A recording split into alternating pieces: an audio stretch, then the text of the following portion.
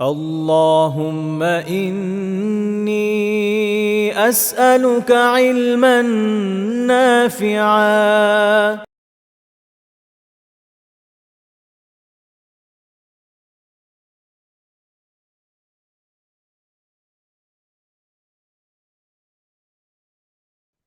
السلام عليكم ورحمة الله وبركاته. الحمد لله والصلاة والسلام على رسول الله وعلى آله وأصحابه ومن والاه أما بعد. মহান আল্লাহ সুবহানাহু ওয়া তাআলার শুকরিয়া আদায় করছি যে আল্লাহ সুবহানাহু ওয়া তাআলা প্রতি সপ্তাহের ন্যায় আজকেও আমাদেরকে সাপ্তাহিক দার্সে উপস্থিত হওয়ার তৌফিক দিয়েছেন, আলহামদুলিল্লাহ। সম্মানিত দিনী ভাই বোনেরা, আমরা গত পর্বে খাইবার আহজাবের যুদ্ধ সংক্রান্ত ব্যাপারে আলোকপাত করেছিলাম। আহজাব যুদ্ধের পরে গুরুত্বপূর্ণ যেই আলোচনা পবিত্র কোরআনুল কারিমেও আসছে তা হচ্ছে বানু মুস্তালিক এর যুদ্ধের কিছু ঘটনা।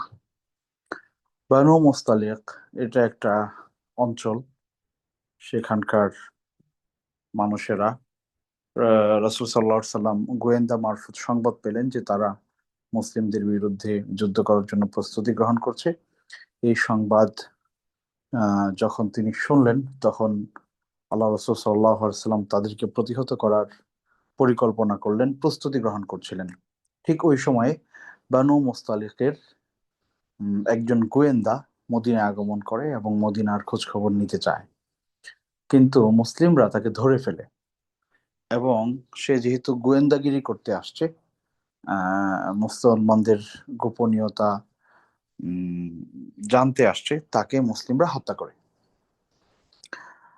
তো এই সংবাদ তাদের কাছে যাওয়ার পরে তারাও যুদ্ধের জন্য প্রস্তুতি নেয়। রাসূল সাল্লাল্লাহু আলাইহি ওয়াসাল্লাম তার সাহাবীদেরকে নিয়ে বানু মুস্তালিক অভিযানে বের হন। এই ঘটনাটা ছিল হিজরি ষষ্ঠ হিজরিতে, 6 নম্বর হিজরি, হিজরতের 6 বছর, শাবান মাসে। তো আল্লাহ রসুল সাল্লাল্লাহু আলাইহি ওয়াসাল্লাম যখন কোনো যুদ্ধে যেতেন তখন ওনার স্ত্রীদের মধ্য থেকে কাউকে সাথে নিতেন। তো ওই যুদ্ধে আয়েশা রাদিয়াল্লাহু তাআলা আনহার নাম উঠেছিল যে কে যাবে। তো আয়েশা রাদিয়াল্লাহু তাআলা আনহার নাম লটারিতে ওঠে এবং ওনাকে ওই ওই যুদ্ধে উনি সঙ্গিনী হিসেবে সাথে নিয়ে যান। তো আয়েশা রাদিয়াল্লাহু তাআলা আনহা কেন্দ্রিক একটা ঘটনার উল্লেখ যেটা পবিত্র কোরআনুল কারিমে আছে, সূরা নূরে প্রায় 10টি আয়াত আল্লাহ সুবহানাহু ওয়া তাআলা এই ঘটনা সংক্রান্ত ব্যাপারে নাজিল করেছেন। এটি একটি গুরুত্বপূর্ণ ঘটনা, যেটিকে বলা হয় ইফকের ঘটনা, মিথ্যা অপবাদের ঘটনা। আয়েশা রাদিয়াল্লাহু তাআলা আনহার চরিত্রকে কলুষিত করার জন্য মদিনার মুনাফিকরা সর্বোচ্চ চেষ্টা করেছিল। সেই ঘটনাটা পবিত্র কোরআনুল কারিমে সেটার সমাধান দেয়া হয়েছে, ওনার পবিত্রতার ঘোষণা পবিত্র কোরআন দিয়েছে। এটা একটা ঘটনা। আরেকটা ঘটনা হচ্ছে বানু মুস্তালিক যুদ্ধ থেকে ফেরার পথে উম, একটা ঝর্ণার পাশে মুসলমানরা অবস্থান নিয়েছিলেন এবং সেখানে আনসার এবং মুহাজির দুই গ্রুপের দুজন মানুষ পানি নেয়া, গ্রহণ করা এই সংক্রান্ত ব্যাপারে ছোটখাটো ইস্যুতে হঠাৎ করে ঝগড়া লেগে যায়। তো ঝগড়ার এক পর্যায়ে আহ, দুই পক্ষে বিভক্ত হয়ে যায় লোকজন। তো সেখানে মুনাফিকরা আসলে এই ধরনের কাজগুলো ঘটাতো। আফসোসের ব্যাপার হচ্ছে যে রসুল করিম সাল্লাল্লাহু আলাইহি ওয়াসাল্লাম যখনই বাহিরের শত্রু থেকে মদিনাকে সুরক্ষিত করার সর্বোচ্চ চেষ্টা তিনি করলেন, হিজরত করে আসলেন, সাহাবাদেরকে প্রস্তুত করলেন, বদরের যুদ্ধ হলো, উহুদ চলে গেল, তারপরে আবার আহজাবের যে যুদ্ধের কথা আমরা গত পর্বে আলোচনা করেছি, সম্মিলিত বাহিনী মদিনা আক্রমণ করতে আসলো, তারাও মানে পরাস্ত হয়ে বা লজ্জিত হয়ে চলে গেল, মুসলমানদেরকে দমিয়ে দিতে পারলো না। এক পর্যায়ে মুসলমানদের অবস্থান আস্তে আস্তে শক্ত হতে লাগলো। ওই সময়টাতে যখন একটু ভালো অবস্থা শুরু হচ্ছে, ঠিক ওই সময় মদিনায় যারা মুনাফিক ছিল, যারা উপরে উপরে মুসলমান, কিন্তু ভেতর থেকে রাসূল সাল্লাল্লাহু আলাইহি সাল্লামকে মানেন না, আল্লাহর কোরআন মানেন না, আল্লাহকে বিশ্বাস করেন না। এই মানুষগুলো, তাদের লিডার ছিল আব্দুল্লাহ ইবনু উবাই ইবনু সালুল। আব্দুল্লাহ নাম ছিল তার। দেখেন আল্লাহর বান্দা, কত চমৎকার নাম! কিন্তু এই মানুষটা মাদিনার মুনাফিকদের লিডার ছিল, এবং তার সন্তান, তিনিও পাক্কা মুমিন মুসলিম ছিলেন, কিন্তু এই ভদ্র লোকটা, সে মুনাফিকদের লিডার ছিল। ভেতরে ভেতরে মুসলমানদের কিভাবে তাদের ধ্বংস করা যায়, ক্ষতি করা যায়, তাদেরকে অপদস্থ অপমানিত করা যায়, এই পরিকল্পনা সুযোগ পেলেই এই কাজগুলো সে করতো, এবং তার একটা ছোট্ট বাহিনী ছিল মুনাফিকদের। তিনি ছিলেন লিডার। সুবহানাল্লাহ। তো এই ওই জায়গায় এরকম একটা পরিস্থিতি হলো যে আনসার যারা মদিনায় ছিলেন, উম, যারা সহযোগিতা করেছেন, মক্কা থেকে যারা এসেছেন, তারা মুহাজির। তো মুহাজিরের ওই ব্যক্তির সাথে আনসারের ওই ব্যক্তির যখন ঝগড়া শুরু হলো, তখন এক পক্ষ মানে এরকম হয়ে গেল যে দুই পক্ষে বিভক্ত হয়ে গেল মানে ওই জায়গায় ঝগড়া লেগে অবস্থাটা এরকম হলো। তখন একজন বলতেছে, হে আনসারের লোকেরা তোমরা আসো। আবার ওই মুহাজিরের লোক বলতেছে, হে মুহাজিরেরা তোমরা আসো। এই কথা শুনে আল্লাহ রসুল সাল্লাল্লাহু আলাইহি ওয়াসাল্লাম তাদের ঝগড়ার এই পরিস্থিতি যখন এই কথা শুনলেন যে এক পক্ষ আনসারদেরকে ডাকতেছে, আরেক পক্ষ মুহাজিরদেরকে ডাকতেছে, তখন আল্লাহ রসুল সাল্লাল্লাহু আলাইহি ওয়াসাল্লাম খুবই কষ্ট পেলেন এবং বললেন যে এটা তো আইয়ামে জাহিলিয়াতের আহ্বান। ইসলাম গ্রহণের পরে কে আনসার, কে মুহাজির, কে কাকে সহযোগিতা করেছে, কে সহযোগিতা নিয়েছে, এগুলো নিয়ে খোঁটা দেওয়ার মানসিকতা, এগুলো ভয়ঙ্কর খারাপ কাজ। আল্লাহ রসুল সাল্লাল্লাহু আলাইহি ওয়াসাল্লাম খুবই ব্যথিত মর্মাহত হলেন যে আমি জীবিত থাকা অবস্থায়, আমার জীবদ্দশায় তোমরা এই ধরনের আচরণ করবা, এটা তো কোশ্চেন কালেও মানা যায় না। আল্লাহ রসুল সাল্লাল্লাহু আলাইহি ওয়াসাল্লাম খুবই মর্মাহত হলেন যে তোমরা এই ধরনের কথা বলো, ওয়া না বাইনা আযহুরিকুম, আর আমি তোমাদের মাঝে এখনো জীবিত আছি, এখনই তোমরা এরকম দ্বিধা বিভক্ত হয়ে যাচ্ছ। তো এরপরে ওনারা শান্ত হলেন, ভুল বুঝতে পারলেন, আল্লাহর কাছে ক্ষমা চাইলেন। আচ্ছা, কিন্তু যেটা হলো, মুনাফিক যারা যারা এই ঘটনাটা দেখলো, তারা ভেতরে ভেতরে খুব মানে বিশেষ করে আব্দুল্লাহ ইবনু উবাই ইবনু সালুল, সে তার সঙ্গী সাথী যারা আছে তাদের নিয়ে বসে বসে কথা বলছিলেন। তখন এই ব্যাপারটা যখন সামনে আসলো, তখন তারা বলতে লাগলো এইভাবে যে, হাই রে, আমরা যাদেরকে লালন পালন করে বড় করলাম, মানে আমরা ওই যে বলে না যে দুধ দিয়ে কালসা পুষলাম, এরকম একটা কথা। এবং সে বলেই ফেললো যে আহ, এত বছর যে কুকুরকে তোমরা খাইয়ে দাইয়ে হৃষ্টপুষ্ট করছো, সে তোমাদের সামনে এখন ঘেউ ঘেউ করছে, এই ধরনের বাজে মন্তব্য সে করলো। এবং সে একটা কথা বলল যে লা ইর রাজা'না ইলাল মাদিনাতি লা ইখরিজান্নাল আ'আজ্জু মিনহাল আযাল, যে আমরা যখন মদিনায় ফিরে যাব, তখন সম্ভ্রান্ত লোকেরা উচ্ছিষ্টভোগী যারা নিম্ন শ্রেণীর লোক, তাদেরকে বের করে দিবে। এই কথাটা তিনি বললেন, লা ইর রাজা'না ইলাল মাদিনা লা ইখরিজান্নাল আ'আজ্জু মিনহাল আযাল। এই কথাটা ওইখানে সম্ভবত ওমর রাদিয়াল্লাহু তাআলা আনহুর একজন দাস, তিনি উপস্থিত ছিলেন এবং তিনি এটা শুনতে পেলেন যে আব্দুল্লাহ ইবনু উবাই ইবনু সলুল একজন সম্ভ্রান্ত ব্যক্তি, যাকে রাসূল সাল্লাল্লাহু আলাইহি সাল্লামের পেছনে প্রথম কাতারে নামাজে দেখা যায়।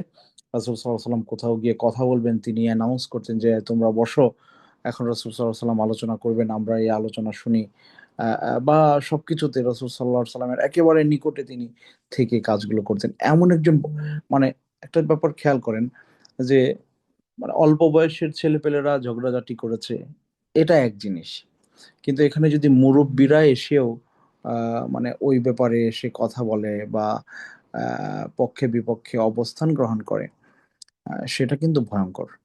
তো যখন এই কথাটা তিনি বলেন, ওই সাহাবী আহ, তিনি রাসূল সাল্লাল্লাহু আলাইহি সাল্লামের কাছে, বা তিনি তার আহ, মালিক বা প্রিয়জন যিনি, তাকে বললেন। আহ, এই কথাটা রাসূল সাল্লাল্লাহু আলাইহি সাল্লামের কান পর্যন্ত গেল।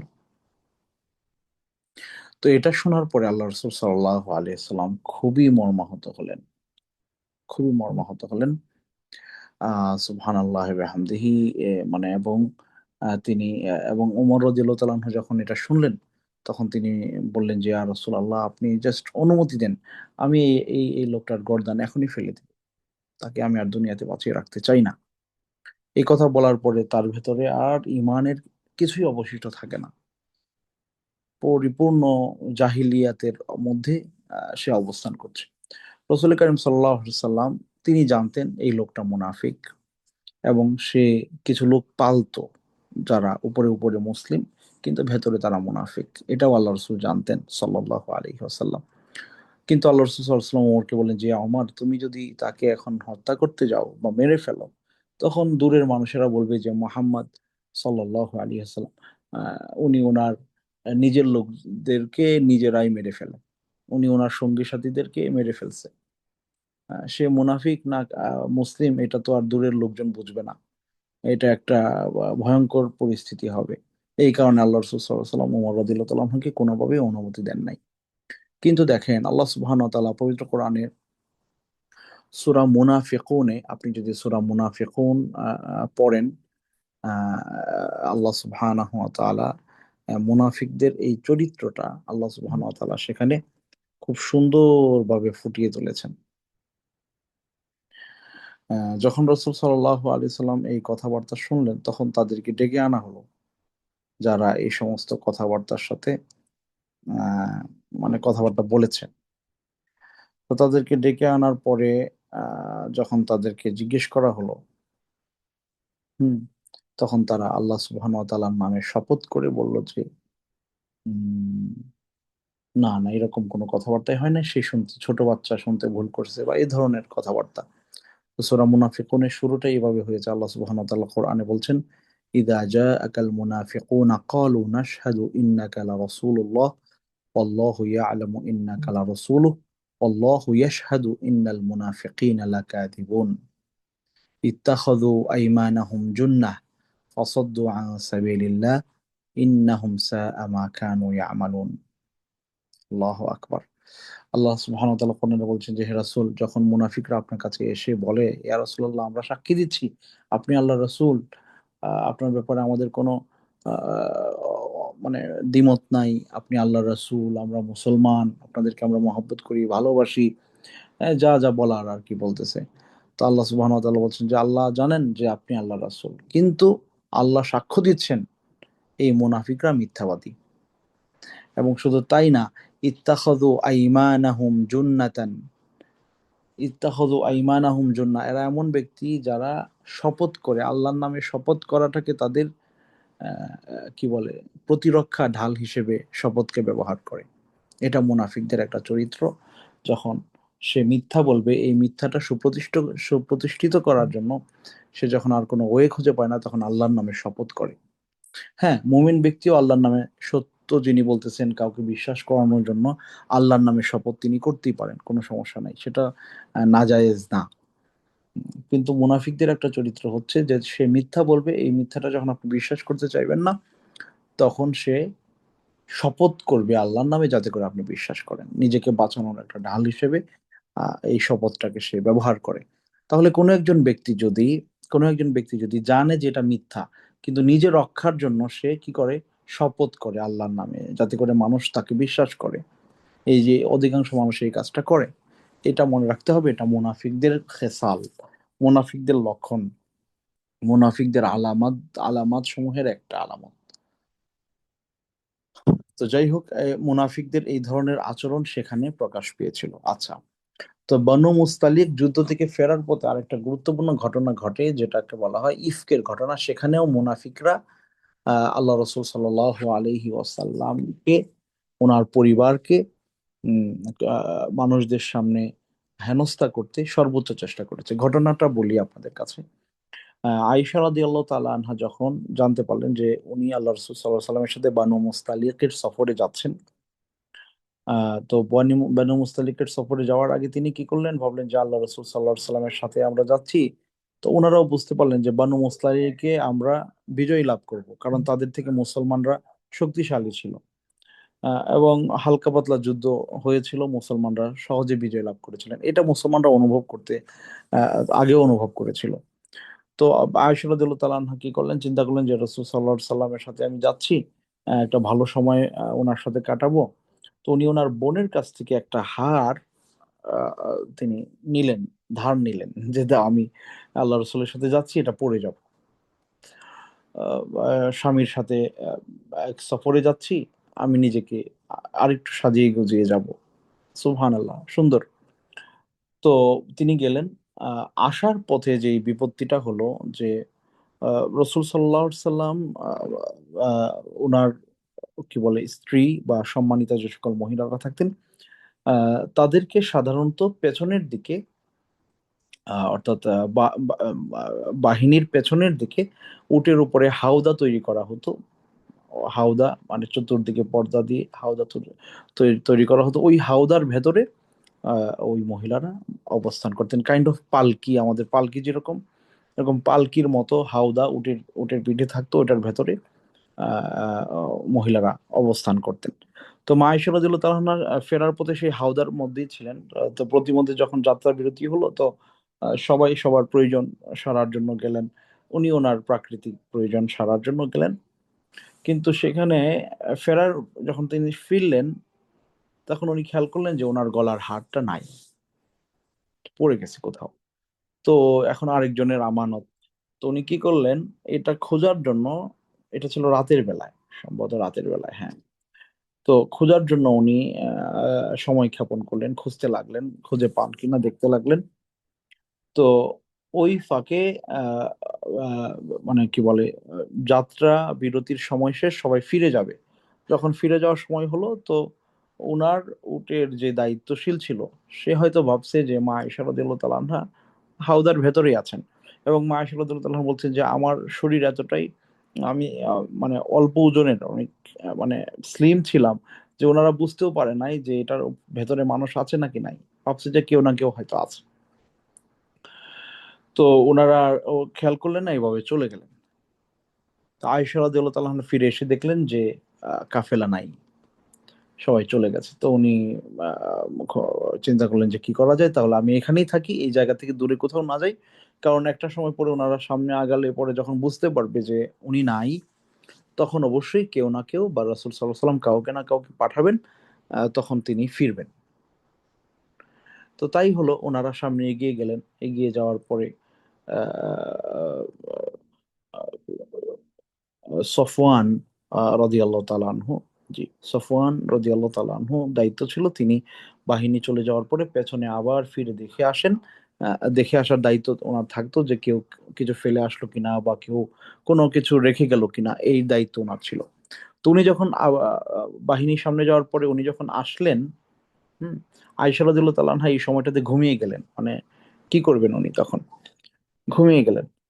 তো যখন সফওয়ান রাদিয়াল্লাহু তাআলা আনহু ওখানে এসে পৌঁছলেন, তো অনেকটা মানে কি বলে যে আলো হচ্ছে হচ্ছে ভাব, এরকম অবস্থা হয়তো ছিল। তো সফওয়ান রাদিয়াল্লাহু তাআলা আনহু আয়েশা রাদিয়াল্লাহু তাআলা আনহাকে পর্দার বিধান নাজিল হওয়ার আগে দেখেছিলেন। তখন তো, যখন পর্দার বিধান ফরজ হয় নাই, ওই সময় তো মুসলিম মহিলারা, সাহাবা মহিলা যাহা যা সাহাবিয়া যারা ছিলেন, ওনারা আহ, তো আর পর্দা করতেন না, পর্দার বিধানই তো আসে নাই তখন। তো উনি তখন ওনাকে দেখেছিলেন। তো উনি যখন আসলেন, এসে দেখলেন যে একজন মহিলা এখানে শুয়ে আছে। তিনি আয়েশা রাদিয়াল্লাহু তাআলা আনহাকে দেখে চিনে ফেললেন। তখন তিনি ইন্না লিল্লাহ পড়তে লাগলেন, ইন্না লিল্লাহ। আয়েশা রাদিয়াল্লাহু তাআলা আনহা এই ইন্না লিল্লাহর আওয়াজ শুনে তার ঘুম ভেঙে গেল। তখন সফওয়ান রাদিয়াল্লাহু তাআলা আনহু কি করলেন, আয়েশা রাদিয়াল্লাহু তাআলা আনহাকে ওনার বাহনে উঠালেন এবং তিনি লাগাম ধরে হাঁটতে লাগলেন, যাতে করে কাফেলাতে পৌঁছতে পারেন। আয়েশা রাদিয়াল্লাহু তাআলা আনহা বললেন যে আমি সফওয়ানের মুখে ইন্না লিল্লাহ পড়তে থাকা ছাড়া আর কোনো কথা শুনি নাই। তিনি বলেছেন যে ইন্না লিল্লাহ, আল্লাহ রাসূল সাল্লাল্লাহু আলাইহি সাল্লামের পরিবার। এরপরে আয়েশা রাদিয়াল্লাহু তাআলা আনহা এই বাহনে উঠলেন এবং সফওয়ান রাদিয়াল্লাহু তাআলা আনহু ওনাকে ইন্না লিল্লাহ এই কথাই উনি মুখ দিয়ে বের করছিলেন, এবং আয়েশা রাদিয়াল্লাহু তাআলা আনহার সাথে আর কোনো কথাই তিনি বললেন না, কোনো কথাই তিনি বললেন না। সুবহানাল্লাহ ওয়া বিহামদিহি। কথা বলার তো দরকার নাই। দেখেন এখানে কত গুরুত্বপূর্ণ একটা শিক্ষা আমাদের জন্য আছে, যে আমরা অনেক সময় প্রয়োজন ছাড়া অপরিচিত মানুষের সাথে, আহ, অপরিচিত নারী বা পুরুষ, প্রয়োজন নাই, কথা বলার দরকার নাই। মাহরামের বাইরে অন্য যে কোনো মহিলা, তিনি আপনার কাছে অপরিচিত, তো প্রয়োজনের বাইরে তাদের সাথে কথাবার্তা বলার কোনো দরকার নাই, কোনো প্রয়োজন নাই, উচিত না। একজন সম্ভ্রান্ত ব্যক্তি কখনো এই কাজটা করতে পারেন না, যে একজন নন মাহরাম মহিলা সুযোগ আসলো আর তার সাথে একটু কথা বলে নিলাম, না, দরকার নাই। হ্যাঁ, কথা বললে ভালো লাগে, মহিলাদের সাথে পুরুষদের কথা বলে পুরুষদের ভালো লাগে, অনেক মহিলা পুরুষদের সাথে কথা বললে তাদের ভালো লাগে, এটা এই ভালো লাগাটা স্বাভাবিক। তো সেটা যেহেতু মানে কি বলে, সাধারণত মানুষেরা যেটা আর কি মানে, যে জিনিসটা তার জন্য নিষিদ্ধ সেটার প্রতি তার আগ্রহ, উদ্দীপনা বেশি থাকে, এবং শয়তান সেখানে ওয়াসওয়াসা আরো বেশি পরিমাণে দেয়। তো এই সমস্ত জায়গা থেকে যারা সম্ভ্রান্ত মানুষ, ভদ্র মানুষ বেঁচে থাকে, তো সফওয়ান রাদিয়াল্লাহু তাআলা আনহু তাই করলেন, উনি কোনো কথাই বললেন না। কিন্তু ঘটনা কি হলো, যখন এই কি বলে যে সফওয়ান রাদিয়াল্লাহু তাআলা আনহু পেছনে পেছনে আয়েশা রাদিয়াল্লাহু তাআলা আনহাকে নিয়ে বাহিনীতে যোগদান করলেন, তখন এটা তো সবাই খেয়াল করলো যে মা আয়েশা রাদিয়াল্লাহু তাআলা আনহা তিনি সফওয়ান রাদিয়াল্লাহু তাআলা আনহুর উটের পিঠে চড়ে তিনি বাহিনীতে এসে যোগদান করেছেন। তো তখন আহ, আহ, হয়তো উনি অনেকেই বুঝতে পারলো যে হ্যাঁ, উনি পেছনে পড়ে গিয়েছিলেন, যেহেতু সফওয়ান রাদিয়াল্লাহু তাআলা আনহুর দায়িত্বই এটা, উনি সেই দায়িত্ব পালন করেছেন। কিন্তু মুনাফিকরা কি করলো, এটাকে ওনারা সহজভাবে নিলেন না। মুমিন মুসলিমরা ব্যাপারটাকে সহজভাবে নিলেন, কিন্তু মুনাফিকরা এটাকে সহজভাবে নিলেন না। তারা তখন থেকেই বলা বলি শুরু করলো যে হ্যাঁ, আয়েশা রাদিয়াল্লাহু তাআলা আনহা তিনি অবশ্যই কোনো না কোনো মন্দ কাজে জড়িয়েছেন, মানে ব্যভিচার করেছেন, জিনায় লিপ্ত হয়েছেন, এই ধরনের কথাবার্তা আহ, একজন থেকে একজন, একজন থেকে একজন, একজন থেকে একজন, এভাবে তারা প্রচারণা করতে লাগলো, বলা বলি করতে লাগলো। আচ্ছা, একটা জিনিস যেটা খুব জরুরি আর কি আমাদের জানা, বা এই ঘটনা থেকে সবচেয়ে গুরুত্বপূর্ণ যে শিক্ষাটা, সেটা হলো এই যে যখন কোনো একটা ব্যাপার আমাদের সামনে আসবে, যে ব্যাপারে আমাদের কাছে ইয়াকিন নাই, সুস্পষ্ট কোনো দলিল প্রমাণ আমাদের কাছে নাই, কিন্তু কিন্তু সন্দেহ করার সুযোগ আছে, এখানে আয়েশা রাদিয়াল্লাহু তাআলা আনহা তিনি তার কাফেলা থেকে পেছনে পড়ে গেলেন, আর একজন বেগানা পুরুষের সাথে তিনি আহ ছিলেন কাফেলায়। এখানে অবশ্যই সন্দেহ করার জায়গা আছে, সন্দেহ করার জায়গা আছে। তাহলে মুমিনরা কি করলো, সুধারণা করলো, হসনুল জন, ভালো ধারণা করলো, যে হ্যাঁ, হয়তো কোনো ঘটনা ঘটে গেছে, উনি পেছনে পড়ে গেছেন, সফওয়ান রাদিয়াল্লাহু তাআলা আনহু ওনাকে সাথে করে নিয়ে আসছে। মন্দ ধারণা করার চান্স ছিল, ওনারা সুধারণা করে সেটাকে দমিয়ে দিলেন। আর মুনাফিকরা কি করলো, মন্দ ধারণার সুযোগ পেয়ে এটাকে একেবারে তিলকে তাল বানিয়ে, এইটাকে একেবারে মানে ওনার ব্যাপারে কি বলে মানে জিনা বা ব্যভিচারের তোহমত দিয়ে দিলেন, অপবাদ দিয়ে দিলেন, যে এই এই কাজ উনি করেছেন, নাউযুবিল্লাহি মিন যালিক। এবং এটাকে মদিনার মানুষদের ভেতরে আহ, মানে এক এক কান থেকে এক কান, এক কান থেকে এক কান, এভাবে করে করে করে করে পুরা মানে মুসলিম সমাজের মধ্যে একটা বড় রকমের ভেতরে ভেতরে একটা ঝামেলা, এটাকে বড় করে বড় ইস্যু করে তৈরি করা হলো। এবং এই কথা স্বয়ং রাসূল সাল্লাল্লাহু আলাইহি সাল্লামের কান পর্যন্ত গেল, যে লোকজন আপনার স্ত্রীর ব্যাপারে এই ধরনের কথাবার্তা বলা বলি করতেছে। সুবহানাল্লাহ, এটা আল্লাহ রাসূল সাল্লাল্লাহু আলাইহি সাল্লামের জন্য কত কঠিন ছিল এই রকম কথা শোনা। তো ওনার সাহাবারা, হ্যাঁ, মুনাফিকরা তো এটা করেছে, সাহাবাদের মধ্য থেকে যারা সাহাবী, ভালো সাহাবী ছিলেন, ওনারাও কেউ কেউ এই ধরনের রটনায় আহ, মানে আগ্রহ দেখাইছে। সুবহানাল্লাহ, আল্লাহ সুবহানাহু ওয়া তাআলা করে ক্ষমা করে দিয়েছেন তারা, আল্লাহর কাছে মাফ চেয়েছেন, কিন্তু এটা ঘটেছে। শেখ, এবং আপনার শব্দ চলে যাচ্ছে। শুনতে পাচ্ছেন এখন জি ক্লিয়ার? জি, আলহামদুলিল্লাহ। হ্যাঁ, তো মানে সাহাবাদের মধ্য থেকে কেউ কেউ এই এই এই রটনার সাথে সংযুক্ত হয়েছেন। এটা ছিল ভয়ঙ্কর আফসোসের ব্যাপার। রসুল সাল্লাহ সাল্লামকে এই ব্যাপারটা কঠিনভাবে কষ্ট দিচ্ছিল। এক পর্যায়ে আল্লাহ রসুল সাল্লাহ সাল্লাম এটা মানে সইতে না পেরে মা আয়েশা রাদিয়াল্লাহু তাআলা আনহার কাছে গেলেন। ও এর আগের ঘটনা হচ্ছে, মা আয়েশা রাদিয়াল্লাহু তাআলা, এগুলো যে ঘটতেছে মা আয়েশা রাদিয়াল্লাহু তাআলা আনহা জানতেন না, ওনার কান পর্যন্ত তো কেউ বলে না, কিন্তু সব পেছনে পেছনে বলা বলি হচ্ছে, মানে পেছনে পেছনে বলা বলি হচ্ছে, ওনাকে কেউ সরাসরি কিছু বলে নাই। তো একদিন রাতের বেলায় উনি উম্মু মিস্তা, একজন মহিলা ওনাকে সহযোগিতা করতেন সেবিকা হিসেবে। তো ওনাকে সাথে নিয়ে উনি প্রয়োজন সারার জন্য বের হলেন। তো আসার পথে ওই উম্মু মিস্তা কাপড়ের সাথে পা জড়িয়ে উনি পড়ে গেলেন। তখন উনি উঠে বলতে লাগলেন, মিস্তাকে বকাঝকা করতে লাগলেন, মিস্তাকে মন্দ কিছু বলতে লাগলেন। তো আয়েশা রাদিয়াল্লাহু আনহা বললেন যে আপনিও আপনার ছেলেকে বকাঝকা কেন করতেছেন, বা লাহানত টাইপের কিছু হয়তো বলতেছিলেন বা এরকম কিছু, ভালো কিছু না। যে ওর কপাল পুরুক, ওর জন্য আমিও অসুবিধায় পড়ে গেলাম। তো আয়েশা রাদিয়াল্লাহু তাআলা আনহা খুব অবাক হলেন, বললেন যে উনাকে আপনি বকাঝকা কেন করতেছেন? ওই যে মিস্তাহ, যে তাকে আবার আবু বকর রাদিয়াল্লাহু তাআলা আনহু তার লালন পালন করত, টাকা পয়সা খরচ যা যা লাগতো দিত। এই লোকটা আবার এই যে যারা রটাইছে রটনা, তাদের একজন ছিল। এটা আফসোসের ব্যাপার। মানে যাদের প্রতি আমরা এহসান করি, যাদেরকে ভালোবাসি মহব্বত করি, তারা আবার এই ধরনের কিছুতে এরা আবার খুব মজা নেয়। এরকম ছিল, ওনার তো মানুষ ছিলেন, আল্লাহুল মুস্তাআন। বাট এগুলো ঘটেছে, আল্লাহ ওনাদেরকে মাফ করে দিয়েছেন, ওনারা মাফ চেয়েছেন, ক্ষমা চেয়েছেন, আল্লাহ ওনাদেরকে ক্ষমা করে দিয়েছেন। রাদিয়াল্লাহু আনহুম, আল্লাহ তাদের উপরে সন্তুষ্ট। তো যাই হোক, এই কথা বলার পরে আয়েশা রাদিয়াল্লাহু আনহা যখন শুনলেন, বললেন যে কেন ওনাকে আপনি বকাঝকা কেন করছেন বা মন্দ কিছু কেন বলছেন? তখন বললেন যে তুমি কিছুই জানো না, এই ঘটনা, আমার ছেলে হয়ে সে এগুলো করতেছে, এগুলোর সাথে সে যুক্ত হয়েছে। আর মানুষ মদিনার লোকজন এগুলো নিয়ে কথা বলা বলি করছে। এটা শোনার পরে মা আয়েশা রাদিয়াল্লাহু আনহা খুবই আকাশ থেকে পড়লেন। এরপরে যে উনি কান্নাকাটি শুরু করলেন, কোনো মতেই ওনার আর কান্না থামতেছে না।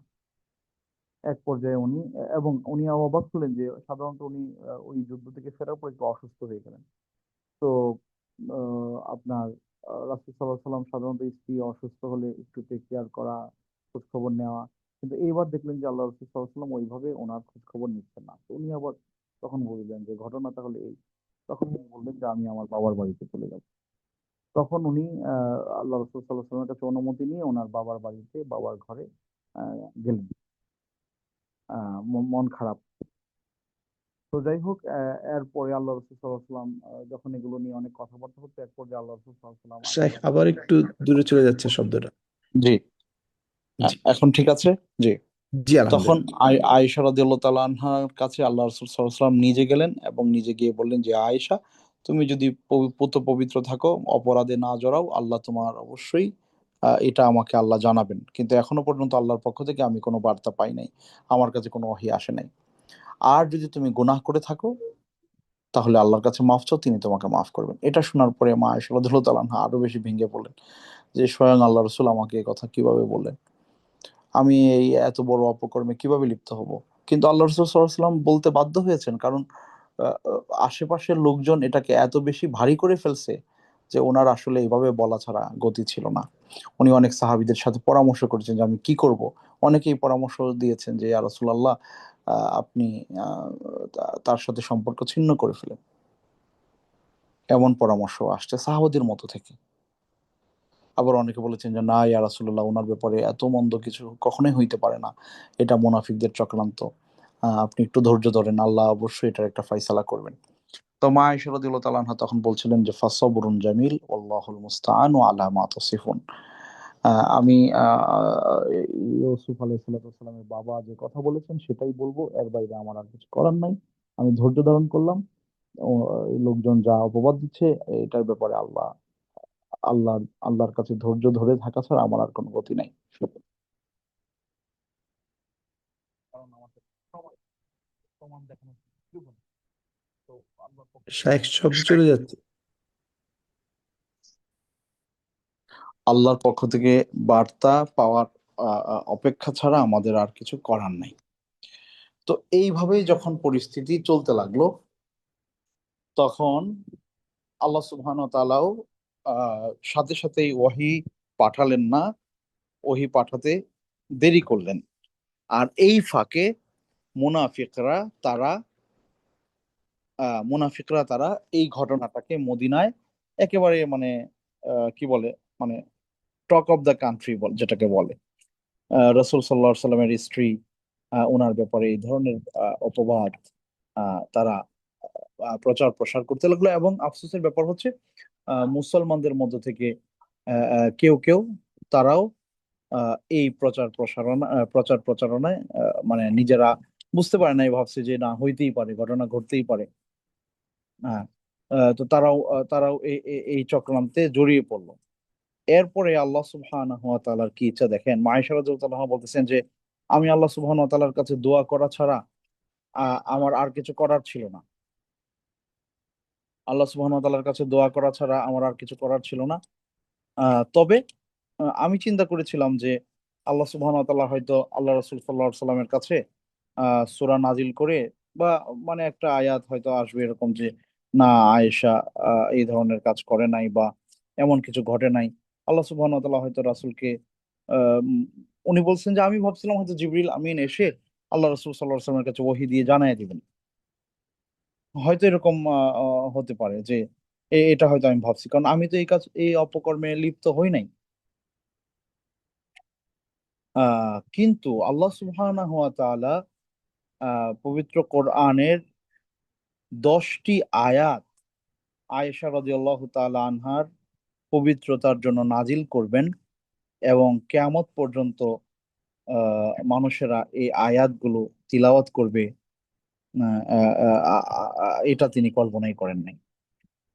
তো আল্লাহ সুবহানাহু ওয়া তাআলা পবিত্র কোরআনের 10টি আয়াত মা আয়েশা রাদিয়াল্লাহু তাআলা আনহার পবিত্রতা বর্ণনায় তিনি আল্লাহ রাসূল সাল্লাল্লাহু আলাইহি ওয়াসাল্লামের কাছে নাজিল করেছেন।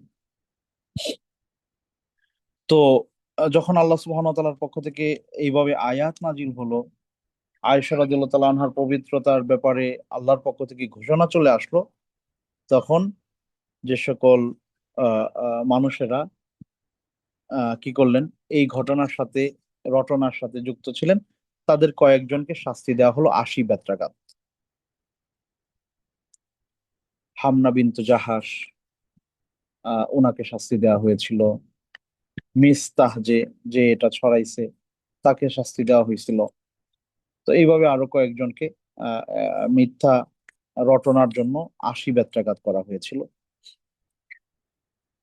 কিন্তু আব্দুল্লাহ ইবনু উবাই ইবনু সালুলকে রাসূল সাল্লাল্লাহু আলাইহি সাল্লাম শাস্তির আওতায় আনেন নাই। কিন্তু শাস্তির আওতায় কেন আনেন নাই? শাস্তির আওতায় আনেন নাই, সে আহ সবটারই কলকাঠি সে নাড়ছে, সেই সবকিছু করছে। কিন্তু আহ সে যেগুলো রটাইছে, এই কথা আল্লাহ রসুল সাল্লাল্লাহু আলাইহি সাল্লামের কাছে আহ হয়তো কানে মুখে কথাটা আসছে যে সে এগুলোর প্রধান বা এগুলো সে করছে।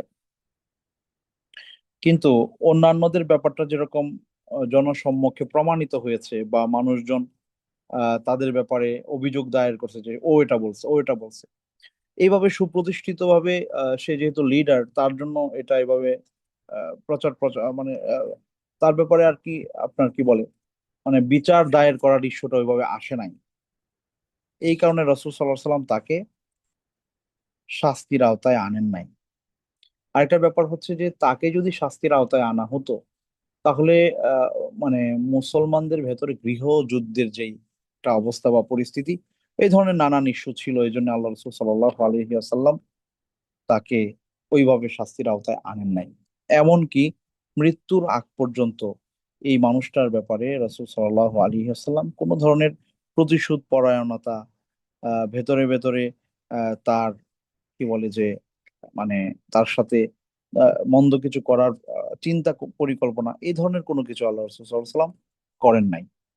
শুধু তিনি এটাই বলতেন যে সে তো মুখে আমাদেরকে ভালোবাসার কথা বলে, আল্লাহর প্রতি বিশ্বাসের কথা বলে, উম, কিন্তু তিনি সরাসরি তাদের উপরে কোনো ধরনের শাস্তির বিধান আরোপ করেন নাই। তো এখান থেকে যে জিনিসটা আমরা বুঝতে পারি যে কোনো একজন মানুষ যদি মুখে ইমানের কথা বলে, আমলের কথা বলে, আমি আগ বাড়িয়ে তার নিয়তে হামলা করতে যাব না। এটা খুবই গুরুত্বপূর্ণ ব্যাপার। নিজে থেকে যদি আগ বাড়িয়ে আহ, আমি তার নিয়তে হামলা করতে চাই, তাহলে আল্লাহ সুবহানাহু ওয়া তাআলা এটার জন্য আমাকেও ধরতে পারেন। আল্লাহ আকবার। তো যাই হোক, আল্লাহ সুবহানাহু ওয়া তাআলা পবিত্র কোরআনে সূরা নূরে এই ঘটনাটা সুন্দর করে বর্ণনা করেছেন। যেমন আল্লাহ সুবহানাহু ওয়া তাআলা কোরআনে বলছেন সূরা নূরের, ইন্নাল্লাযীনা জাউ বিল ইফকি উসবাতুম মিনকুম লা তাহসাবুহু শাররাল লাকুম বাল হুয়া খায়রুল লাকুম লিকুল্লি ইমরিইম মিনহুম মাকতাসাবা মিনাল ইসম ওয়াল্লাযী তাওয়াল্লা কিবরাহু মিনহুম লাহু আযাবুন আযীম লাউলা ইস সামি'তুমূহু ظن المؤمنون والمؤمنات بأنفسهم خيرا وقالوا هذا إفك مبين لولا جاءوا عليه بأربعة شهداء فإذ لم يأتوا بالشهداء فأولئك عند الله هم الكاذبون। আল্লাহ সুবহানাহু ওয়া তাআলা বলতেছেন, আর যারা ওই গোষ্ঠী যারা এরকম মিথ্যা অপবাদ রটালো, তারা এটাকে তারা অনেকে এটাকে খুব হালকাভাবে নিয়ে ভাবছে যে একটু মজা নেই, এরকমও করে করে কেউ কেউ, মানে মজা লাগে তো একজনের দুষ চর্চা করতে, পেছনে পেছনে মজা লাগে। তো আল্লাহ সুবহানাহু ওয়া তাআলা বলতেছেন এটা আল্লাহ সুবহানাহু ওয়া তাআলার কাছে বড়ই মন্দ এবং নিকৃষ্ট কাজ। এবং আল্লাহ সুবহানাহু ওয়া তাআলা আরেকটা কথা বললেন যে যখন এই ধরনের কথাবার্তা মুমিনরা শুনবে, তখন তারা কেন নিজেরা নিজেরা এটা বলে না, আহ, আহ, এটা যদি বলতো যে হ্যাঁ এটা একটা মিথ্যা অপবাদ, তার ব্যাপারে তো আমরা সুধারণা করি। সম্ভবত আবু আইয়ুব আনসারী, উনি এবং ওনার স্ত্রী এই ব্যাপারে কথাবার্তা বলছিলেন যখন এগুলো ছড়াইতেছিল। তখন আহ, উম্মু আইয়ুব বলতেছিলেন যে হে আবু আইয়ুব, আপনি কি আমার ব্যাপারে এই ধরনের চিন্তা করতে পারেন? উনি বললেন যে কখনোই তোমার ব্যাপারে আমি এই চিন্তা করতে পারি না। তখন তিনি বলছিলেন যে তাহলে আল্লাহ রাসূলের স্ত্রীর ব্যাপারে কিভাবে এই ধরনের চিন্তা আমাদের মাথায় আসতে পারে। তো আল্লাহ সুবহানাহু ওয়া তাআলা ওনাদেরই কথাটা পছন্দ করেছেন। তো মুমিনরা কেন এই ধরনের কথা বললো না? মুমিনদের তো এই ধরনের কথা বলা উচিত। তো এই জন্য এই ধরনের কোনো ইস্যু যখন বর্তমান সময়ে কোনো সম্ভ্রান্ত ব্যক্তি বা ভালো মানুষের ব্যাপারে নানান সময় নানান কিছু ছড়ায়, আহ, তার ঘটনা শোনার পরে আপনার কাছে যদি কোনো ধরনের সুস্পষ্ট প্রমাণাদি না থাকে, ধারণা করার সুযোগ আছে, তাহলে আমরা মন্দ ধারণা করব না, আমরা সুধারণা রাখবো, তার ব্যাপারটা আল্লাহর উপরে ছেড়ে দিব। আর যদি আমরা মন্দ ধারণা করে এই জিনিসটা ছড়াইতে থাকি, আরেকজনকে বলতে থাকি, এটা নিয়ে মজা নিতে থাকি, তাহলে আমাদের চরিত্রটা মুনাফিকদের চরিত্রের সাথে মিলে যাবে, যারা মা আয়েশা রাদিয়াল্লাহু তাআলা আনহার সাথে এ ধরনের আচরণ করেছিল। এবং আল্লাহ সুবহানাহু ওয়া তাআলা সুস্পষ্ট বলেছেন, ইন্নাল্লাযীনা ইউহিব্বুনা আন তাশিআল ফাহিশাতু ফিল্লাযীনা আমানু লাহুম আযাবুন আলীমুন ফিদ দুনিয়া ওয়াল আখিরাহ ওয়াল্লাহু ইয়ালামু ওয়া আনতুম লা তা'লামুন। আর যারা এটা পছন্দ করে যে মুমিনদের মধ্যে এই ধরনের মন্দ কাজের ছড়াছড়ি হোক, তাদের জন্য যন্ত্রণাদায়ক শাস্তি আল্লাহ প্রস্তুত করে রেখেছেন। তো এই জন্যে আহ যখন কি বলে, মানে কারো ব্যাপারে সন্দেহের মানে সুযোগ থাকে, আমরা সুউজ্জন না করে হসনুজ্জন করব। সুউজ্জন হচ্ছে মন্দ ধারণা, আর হসনুজ্জন হচ্ছে উত্তম ধারণা। তো আল্লাহ সুবহানাহু ওয়া তাআলা কোরআনে সুস্পষ্ট করে জানিয়ে দিয়েছেন যে সুবহানাকা হাযা বুহতানুন আযীম, যে এটা নিঃসন্দেহে আয়েশা রাদিয়াল্লাহু তাআলা আনহার ব্যাপারে জঘন্য মিথ্যাচার, অপবাদ। ইয়াইদুকুমুল্লাহু আন তাউদু লিমিসলিহি আবাদা ইন কুনতুম মুমিনিন।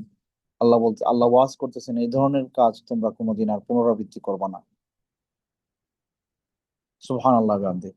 তো এই যে ঘটনাটা যারা মুনাফিকরা যেটা ঘটাইছিল, এবং দেখেন পরবর্তীতে বর্তমানে যারা শিয়া সম্প্রদায়ের লোক, হ্যাঁ, তাদের সাহাবাদের ব্যাপারে যত রকমের মন্দ কথা প্রচার প্রসার করে, এর মধ্যে তারা এটাও শক্তভাবে বিশ্বাস করে যে মা আয়েশা রাদিয়াল্লাহু তাআলা আনহা দুশ্চরিত্রা মহিলা ছিলেন, নাউযুবিল্লাহি মিন যালিক।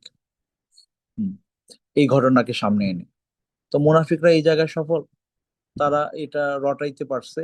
এবং বর্তমানে যারা মুসলিম নিজেরা নিজেদেরকে বলে আমরা মুসলমান, কিন্তু তাদের এটা একটা বাতিল চিন্তা, ধারণা এখনো পর্যন্ত বদ্ধমূল। কোরআনের আয়াত নাজিল হওয়ার পরেও যে আয়েশা রাদিয়াল্লাহু তাআলা আনহার চরিত্রের ব্যাপারে তাদের প্রশ্ন আছে, তাহলে এই রকম প্রশ্ন যদি কেউ করে তার ঈমান আসলে থাকতে পারে?